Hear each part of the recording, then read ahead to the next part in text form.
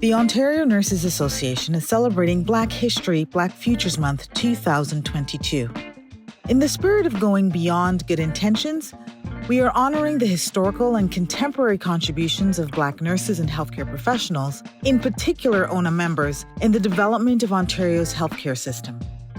ONA is pleased to highlight the contributions of our members and elected leaders from the Black diaspora.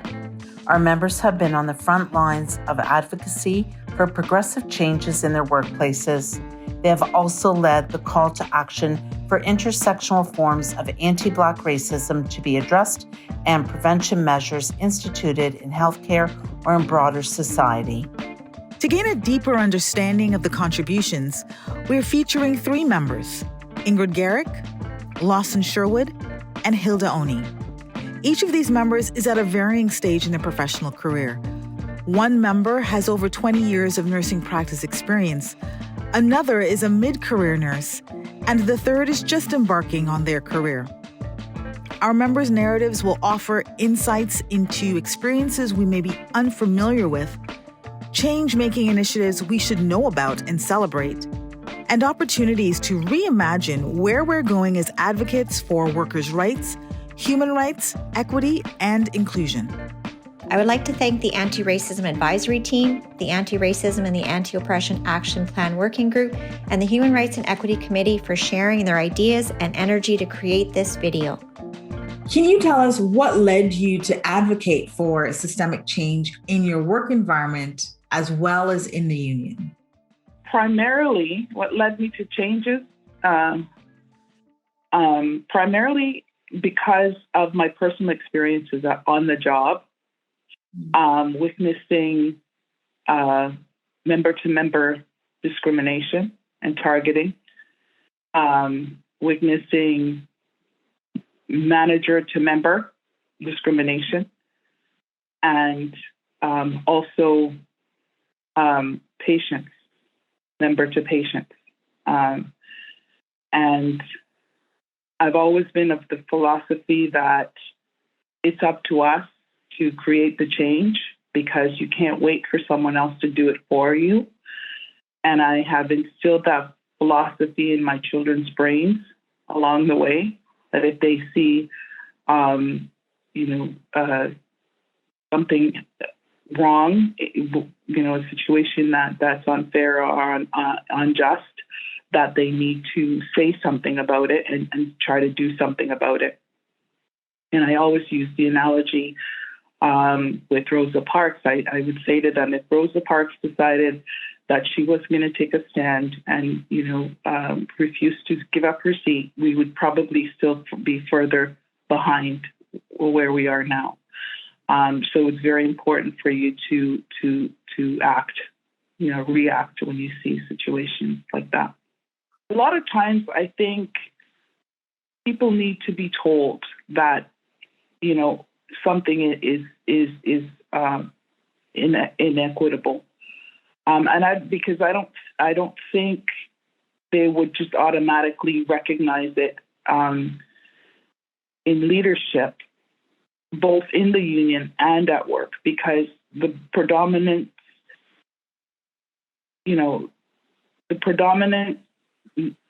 makeup of leadership in both the union and at work was always white male, white female. There was very little or no diversity. So sometimes, they can't see where there's something wrong. Can you name one of your career highlights where your advocacy led to a change in practice, procedure, and/or policy? I have been on a diversity committee or anti-racism committee for years at UHN. And about 15, maybe 20 years ago, we tried to hang a banner for Black History Month. And we were told that we weren't allowed to do that because patients would be offended. So we went from that to launching an anti-Black racism policy last year. it hasn't been an easy road.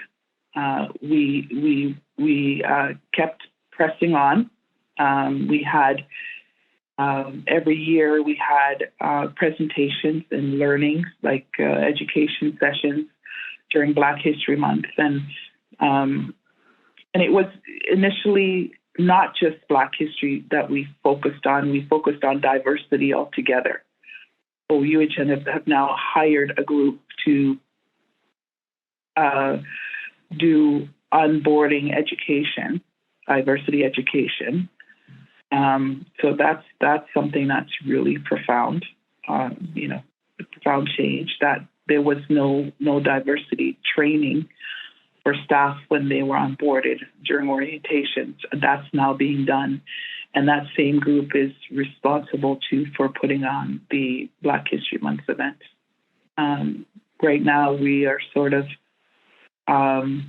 we still meet and we still consult. If somebody wants to do something within the hospital, they will come to us and ask for opinion. We also will review videos and things like that, and brochures, to make sure that there is no unconscious bias.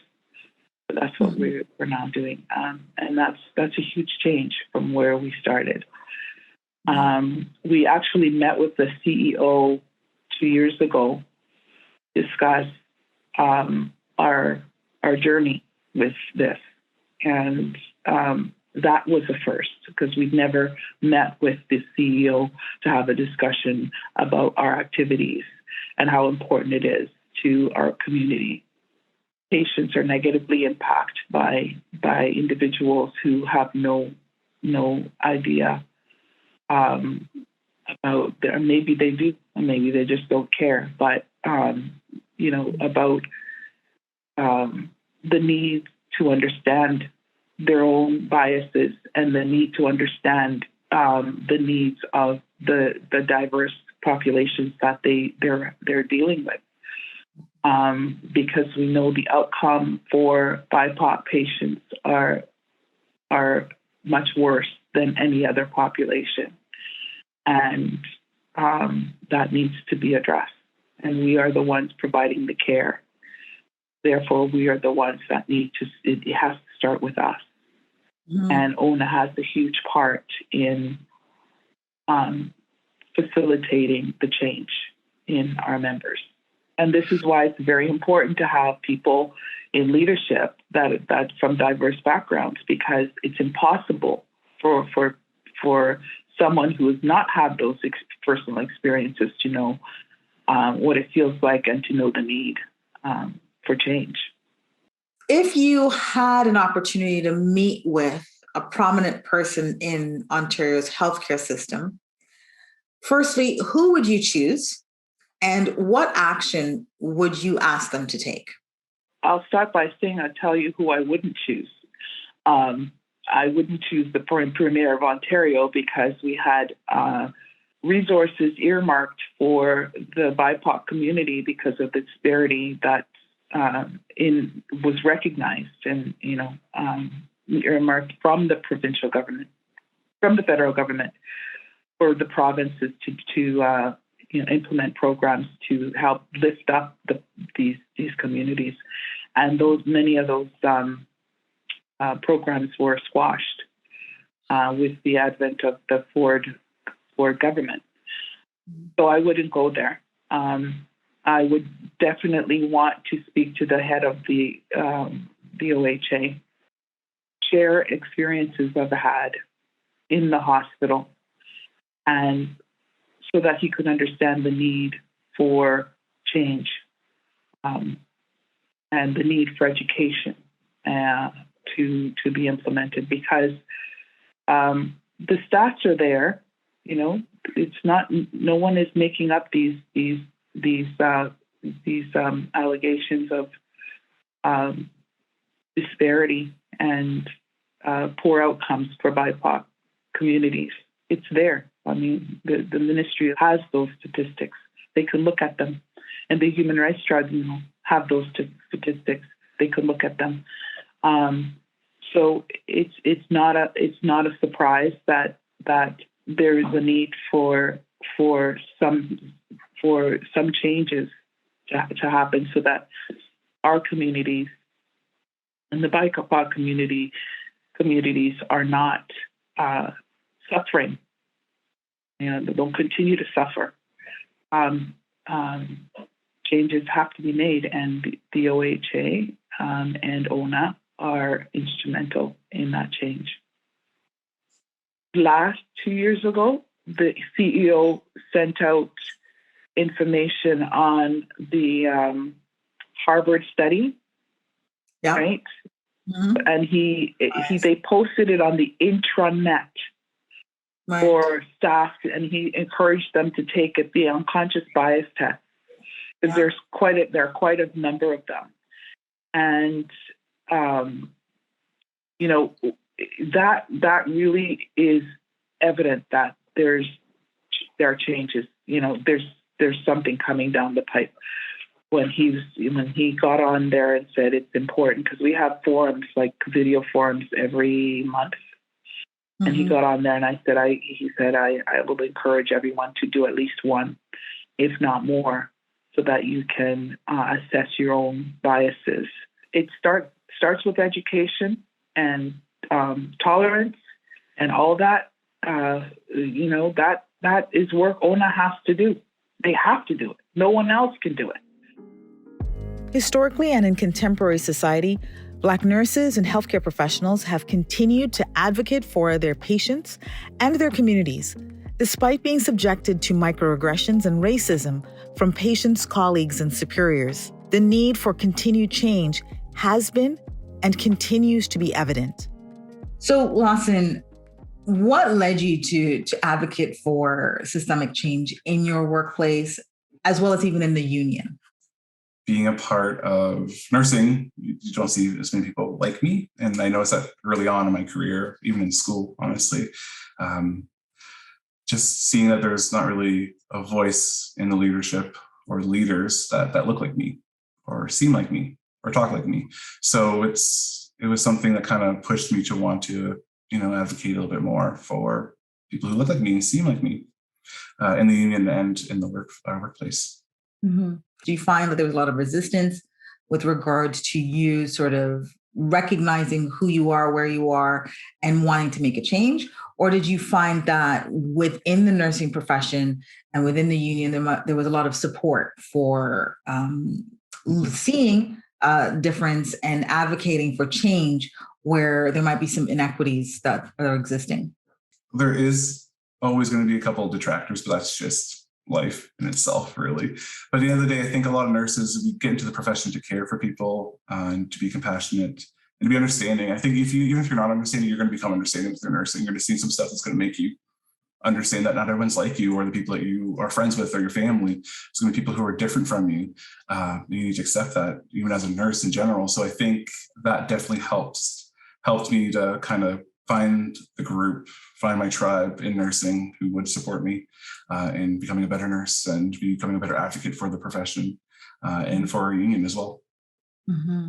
So as you're doing your work, as you're sort of recognizing that there are places of work, in all professions, but, especially specifically in nursing and in healthcare, can you name like one or two career highlights where your own advocacy or the advocacy, along with others that you were a part of, led to some change, some real change in practice or procedure, or even in policy? I work in the emergency department, so we had a rough go through all of this whole pandemic and a little bit before that too. So we worked with our union to do an independent assessment council committee and to have a bunch of stuff come out of that to increase our staffing, to fix policies and procedures that were broken for a long time. So just being a part of that and working with others in the profession, in my unit, people who work at the bedside who knew things have changed and are hospitals have kept up with it. So it's definitely been a huge highlight for me to know that when I go to work, these little nurselings are going to be doing better and going to have better supports now because of the work that we've done, speaking we as in the nurses there and the union as well. So I'm wondering, as we're thinking and we're talking about, some of these opportunities to see areas where there are gaps or see areas where change is necessary, If you had an opportunity to meet with a prominent person in Ontario's healthcare system, who would you choose, firstly, and what action would you ask them to take? I'd probably want to go right to the top, talk to Doug Ford. Honestly, at the end of the day, he's only steering the ship right now through this whole thing for the past 2 years, and obviously before that a little bit. But I would want him to, come to the bedside, talk to the nurses, see what we go through, right? Like even seeing the new thing about creating all these new bed spaces, which is great, but you need the nurses there. You need to understand what the nurses do and how they change that space and make that space a place of caring and nursing and health and people healing, right? So I would love for him to come to the bedside, come to my department during the busy time when we have 60 patients in there and we have kids and older people and people my age who are sick and need help, and we can't really provide that because of how much we're struggling right now.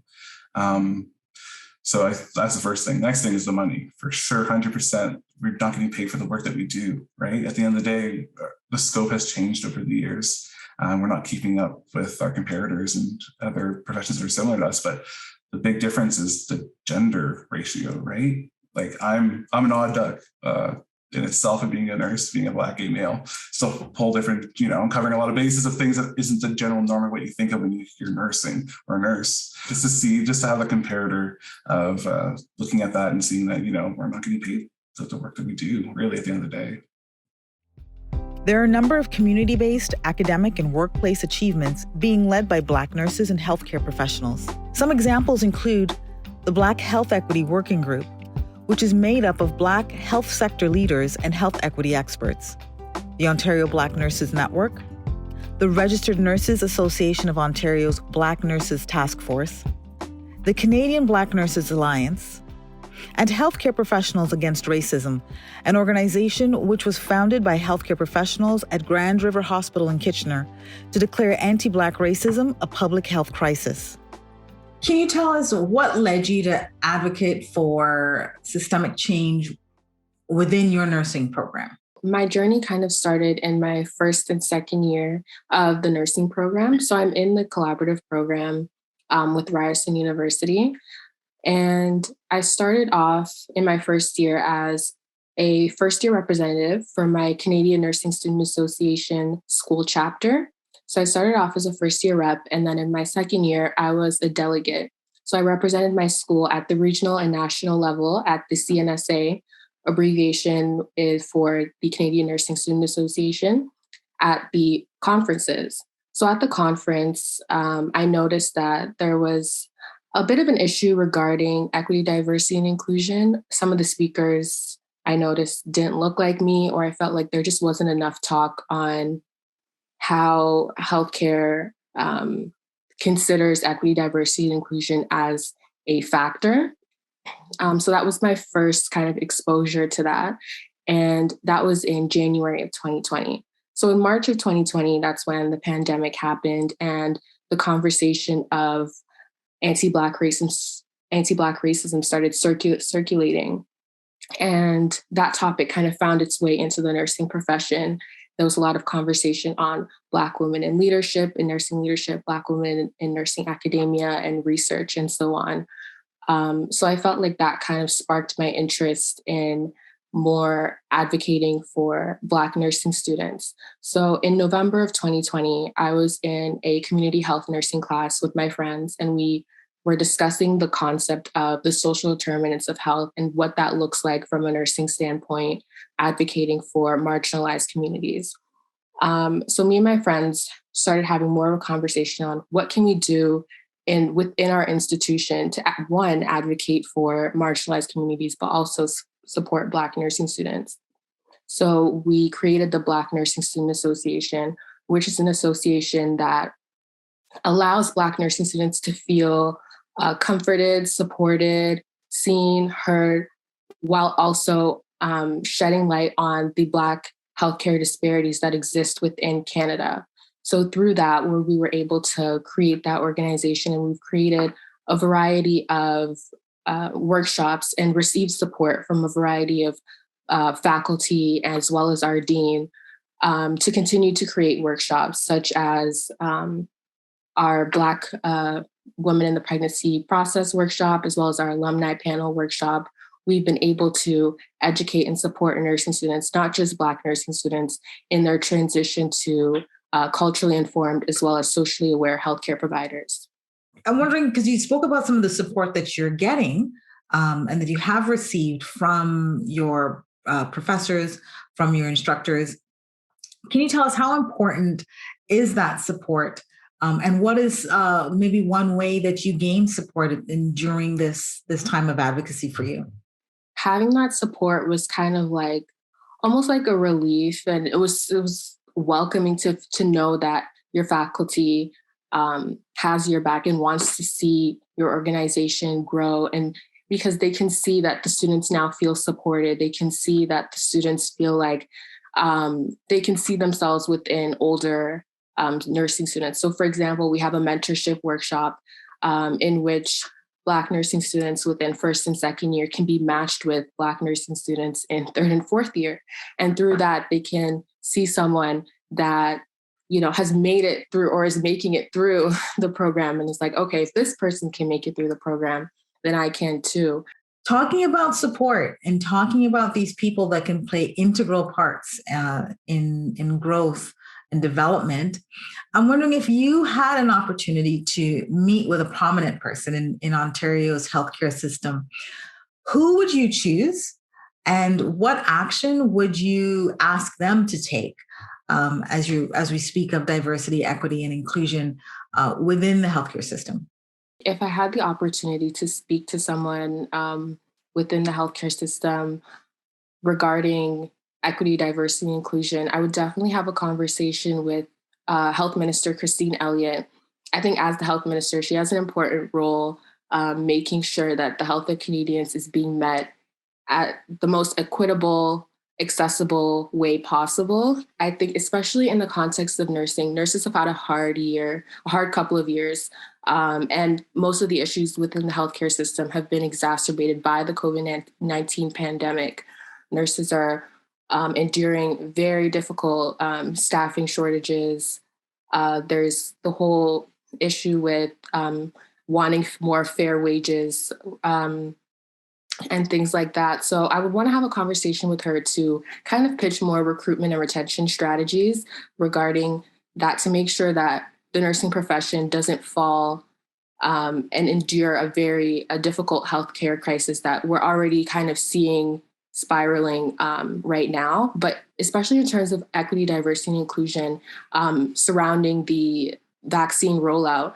A lot of what we've noticed is that a lot of marginalized communities are vaccine hesitant. They're not sure if they should get the vaccine. There's a lot of information and misinformation out there regarding the vaccine, but I feel like that's not the full story. And I feel like what government leaders and healthcare leaders need to understand when creating these vaccine rollout strategies and programs is that there's medical racism, there's historical racism that needs to be acknowledged and reconciled before creating these vaccine rollout strategies. Because once you acknowledge the history behind why people may be hesitant, that's when you can work towards building and regaining that trust. Marginalized communities are resilient communities, but we need to be acknowledged and heard first before we can move forward. So I think that's what I would want to talk to her about, just to let her know that there are steps we can take. And as long as we take those steps, we can accomplish the goal. It's not something that we can ignore. Canada is a very diverse country, and Ontario is one of the most diverse provinces. And we need to make sure that everyone is receiving adequate health information, adequate health services, and adequate support. Equity and diversity and inclusion has been something that has needed to happen. It's slowly been happening. I feel like every year it gets a little bit better and better. Some people are receptive to it. Other people are not ready to be receptive to it. But I feel like what they need to understand is these are people's lived experiences. And everyone deserves to feel included in the workforce, feel included in their organization, feel heard in their organization. I think whether people want to be open to it or not, it's only fair that these organizations stay and remain or become more inclusive.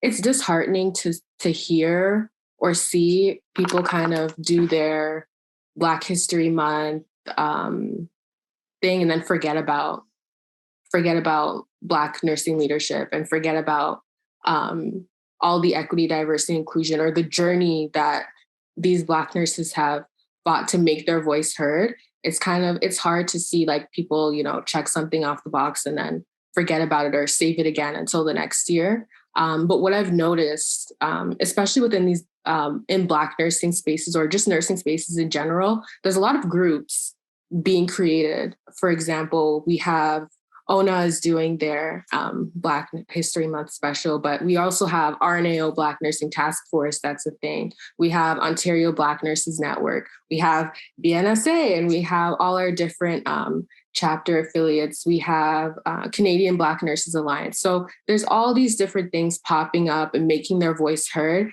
And the thing is that they're here and they're here to stay. There is hope. There's hope that at least there's acknowledgement that there is a problem.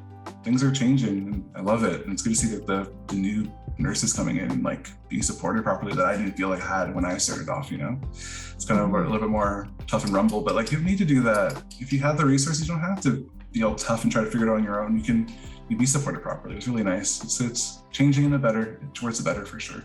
My generation of Black identified nurses are there's some phenomenal young Black nursing students, and I'm just the tip of the iceberg. Like, I promise there's so many Black nursing students right now that are making some big changes. As we celebrate Black History, Black Futures Month in the 8th year of what the United Nations declared as the International Decade for People of African Descent, let us continue to recognize the contributions of Black nurses and healthcare professionals in Ontario's healthcare system. In the words of human rights activist, journalist, and author Carrie M. Best, Black history lost has been found, strayed has wandered back, and stolen is being returned.